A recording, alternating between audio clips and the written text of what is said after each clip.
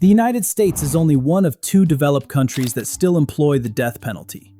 Currently, 2,067 individuals are facing the death penalty. At the current rate it is administered, it will take approximately 70 years for these individuals to meet their fate.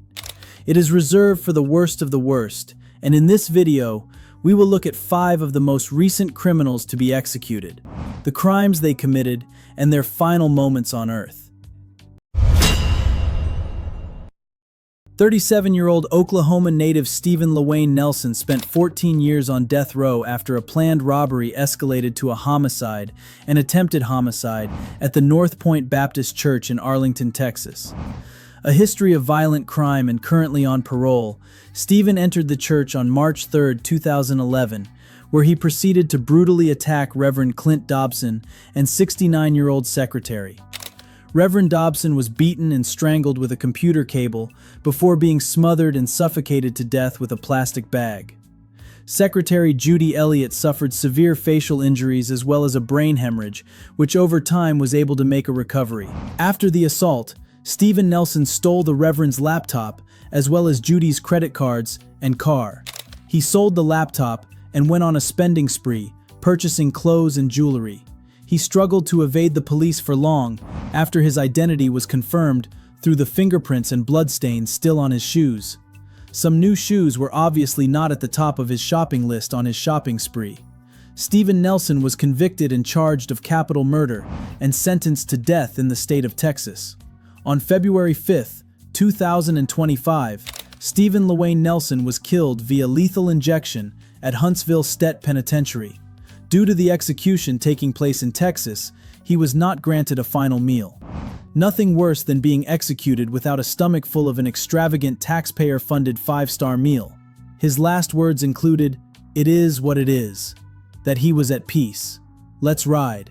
He was gracious for the love of his wife, but no mention of his victims. He was the first person to be executed in Texas in 2025. 20-year-old Marion Bowman of South Carolina got into an argument with 21-year-old Candy Louise Martin over a debt, which escalated into a physical altercation, leading to Marion shooting Candy multiple times. Marion proceeded to drag the body of his victim and put it in the trunk of a car before setting it on fire in a remote wooded area. It was uncovered during the investigation that Marion had made threats earlier that day, saying that she would be dead before nightfall. An honest killer indeed. James Taiwan Gadsden, cousin of Marion, said he witnessed the crime and testified against him. His testimony, as well as a gun recovered from a nearby river, which was linked through DNA tests and ballistics. Marion was found guilty of murder and sentenced to death in 2002. Marion claimed innocence throughout his time in custody and through the trial, claiming racial bias and concealed evidence prevented a fair hearing. After over 2 decades on death row, Marion finally received his final meal. He had requested fried seafood, wings and chicken strips, onion rings, banana pudding, German chocolate cake, and cranberry pineapple juice. A last-minute appeal from the aunt of Bowman was unsuccessful, and on January 31, 2025, at 6:27 p.m. local time, Bowman was pronounced dead after lethal injection. Bowman had proclaimed his innocence since his arrest, and he continued to claim this moments before his death. His last words spoke to the pain of his victim, the cruelty of prison, and that he hopes his death brings the family peace. On April 6, 1997, Florida man Greg Malnery was invited on a fishing trip by his co-worker James Dennis Ford. What seemed like a fun outing, Greg decided to bring his wife and 23-month-old daughter along for the day. What started as a wholesome activity with family and friend turned into a gruesome crime scene that would leave a daughter orphaned and alone, with both parents brutally murdered and left in a field. 36-year-old James Dennis Ford had lured the family to a secluded area where he proceeded to shoot Greg in the back of the head. The bullet did not create a fatal blow, and Greg ran off. pursued by Ford, who caught up and then viciously beat him before slitting his throat. Kimberly had been injured in the initial attack. While injured, she managed to strap her daughter in the back of the car before Ford returned to sexually assault and beat her before ending her life by gunshot. 23-month-old Miranda was found 18 hours later, dehydrated and covered in insect bites and her mother's blood, but safe. Ford was found guilty of murder and sentenced to death row in 1999, a sentence his legal team attempted to overturn on the basis of a traumatic childhood and mental development delays. Ford's life could only be spared by a decision from the U.S. Supreme Court or a reprieve from Governor Ron DeSantis, both of which did not eventuate.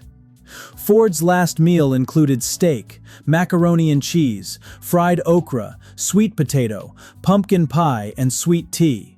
He was visited by 3 family members before being executed by lethal injection on February 13th. Ford made no final statement before the execution was carried out. In November 2004, Richard Lee Tabler went on a killing spree. Allegedly motivated by revenge, he took the lives of former work colleagues Haitham Frank Zayed and strip club manager Mohammed Amin Ramouni. Tabler blamed Ramouni for the loss of his job and formulated a plan to lure him to a nearby business car park where he and accomplice Timothy Payne would shoot both men, resulting in their death. Tabler would film his terrible crimes and then call the police to taunt them and threaten further violence if the police did not shut down the club. 2 days later, he lured his next 2 victims to a lake at the promise of selling them drugs. Amanda Benefield and Tiffany Lorraine Dotson were 18 and 16-year-old dancers at the strip club. They were 2 of the 11 people Tabler had on a hit list, found later by police. Both were killed by gunshot and discovered the next day. Tabler was arrested the same day as the girls' murder, but on unrelated charges of theft. It was while in police custody that the police linked him to the murders. Tabler confessed and was charged with 4 counts of capital murder. The call for the death penalty of Tabler was upheld by the courts on January 26, 2007. Tabler had not been a model prisoner and had used his time to make threatening phone calls and send threatening letters to politicians and judges. He was given an additional 10 years to his sentence for these crimes. Resilient his appeals, at the age of 46, Tabler would eventually be executed on February 13, 2025. His last words expressing remorse for the crimes and thanking the support of prison guards, counsel, and family. Pauline Brown was home alone on a warm November evening in Birmingham, Alabama in 1991. Peacefully asleep, she was awoken by Demetrius Frasier, who had entered her ground-floor apartment after seeing a light on. The intention was to rob, but that escalated quickly after he found Brown asleep. Awaking her at gunpoint, he forced sexual intercourse before shooting her in the back of the head. 3 months later, while in Detroit, Michigan, Frasier attempted to rape 14-year-old runaway Crystal Kendrick. Bringing her to an abandoned house, Crystal tried to get away after the attempt, but she was unable to escape the gunshots by Frasier. Police found a bullet wound in her head, causing her death. Frasier was arrested in Michigan after being on the run for both murders. He was arrested for killing Kendrick and, while in custody, confessed to the second murder of Brown. During police investigations, it was found that Frasier was also guilty and charged with sexually assaulting 8 other women, armed robbery, and firearm possession. Frasier was sentenced in 1996 to the death penalty, which he appealed multiple times. In 2011, he was transferred to Holman Correctional Facility, where he would be executed by nitrogen hypoxia on February 6, 2025. Frasier's last meal consisted of burritos and tacos from Taco Bell. His final statement apologized to the friends and family of one of the victims. He also claimed a Michigan detective made a false confession during the investigation. His last words were, "Let's go," before the method of execution was administered. The death penalty is reserved for the worst of the worst. Modern times and the evolution of Western society has limited the amount of the people who actually face the death penalty. Often appeals create stays of execution and reductions to life in prison sentences instead. Let me know in the comments if you think the death penalty should be used more often, or if the maximum sentence should only be life behind bars.